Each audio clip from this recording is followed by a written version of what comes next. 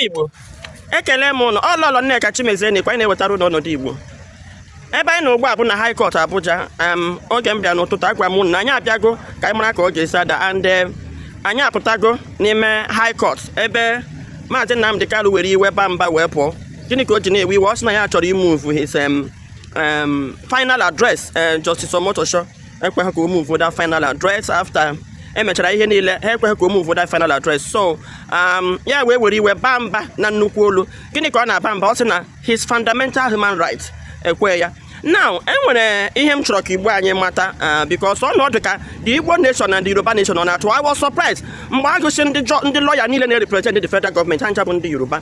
The judge bụ onye Yoruba, unu mana chief justice of this country bụ onye Yoruba, attorney general bụ onye Yoruba, onye isi ndị DSS bụ onye Yoruba, onye isi ndị police bụkwa onye Yoruba.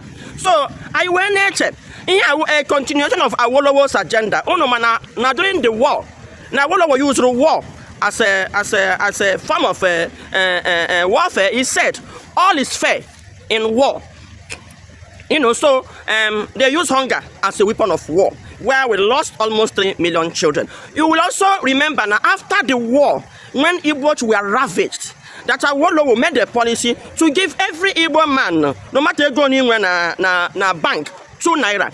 He made that law. Remember, people that just came out of a war, that the whole world besieged them, Awolowo, in order to finish them up. So I think that there is a jihad plan from beginning. Now, what caused the war?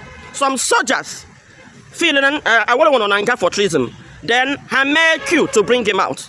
Then when the coup failed, they turned into Igbo coup, and a coup where all the parts of Nigerians participated. What they termed it an Igbo coup, and 30,000 Igbo people, 30,000 armless Igbos. Now, do you know what happened? Do you know that pregnant women are about half for? During the genocide, na chapter Ndi, when you have and during the genocide, now all these things happened in this country. And what did Ojuku ask for? Regional government. The same regional government the Yorubas now are pushing for is what Ojuku was asking for. Today, the Yoruba are asking for their own country. There are some set of Yoruba people that are also protesting for secession. They have not seen them. It is not treason. It is not trying to divide the country.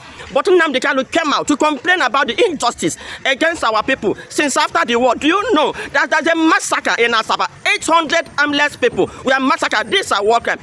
I think it is high time the world investigate the war. The Nigerian Biafran war is not actually a war, it's actually genocide. And I think there is jihad attached to it because 99% of people from Southeast are Christians. So I think our sin is not because we are troublesome, or it's because we are Christians. And for the Muslims, they see us as infidel, good for killing. Now let me tell you what is happening.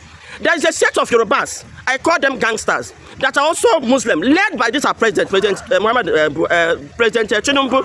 There's also a sect in the north. So let's not make this tribal. Let us identify these people. These sects are the Islamic extremists. Jihad, the whole Nigeria. You know, so these two people came together in 2014. Of course, who else would just touch their satellite on? The Igbos, who are Christians, and the Middle Belt, who are also Christians. So everything you see today is tilting towards jihad. Now, why did they send Nnamdi Kanu out? You can see they put treason there. Treason is punishable by death. So probably their plan is even to kill this young man. Now, in the whole of this, Nnamdi Kanu is the only freedom fighter that have not shedded blood.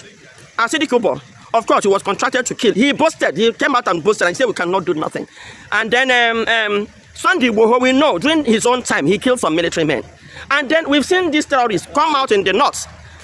But what the federal government did is to forgive them, rehabilitate them, and then pour them into the army. You can feel that. Now, recently, when our president Tinubu took over, we've seen him romance the true terrorists and jihadists and all the bandits. But this is an innocent man who have not found to kill anybody, and his group have come out countless times. They are not denying that. In fact, in order to blackmail this group, the federal government contracted the jihadists in the person of Asedi Kibo, broke a jail in Imo State, all right? carry those criminals, of course, they will be of Igbo origin, hand them over to Asari.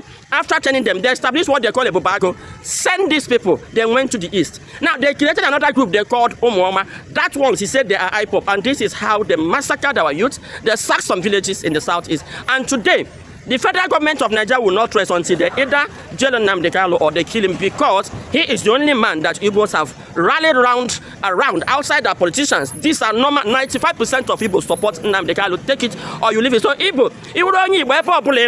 is time to rise. Whatever the outcome of this case, please, we must remain calm.